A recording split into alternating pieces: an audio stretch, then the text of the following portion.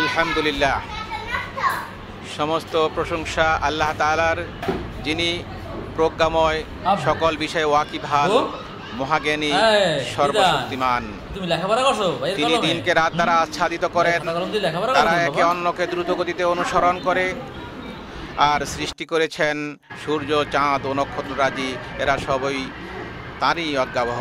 জেনে রেখো, সৃষ্টির একমাত্র কর্তা তিনি, তার হুকুমের একমাত্র মালিকও তিনি। যালিকুমুল্লাহু রাব্বুকুম লা ইলাহা ইল্লা হুয়া খালিকু কুল্লি শাই। তিনি আল্লাহ, তোমাদের রব, তিনি ছাড়া কোনো সত্য ইলাহ নেই, তিনি সব কিছুর স্রষ্টা, অতএব তোমরা তারই ইবাদত করো। তিনি হলেন সমস্ত বিষয়ের তত্ত্বাবধায়ক।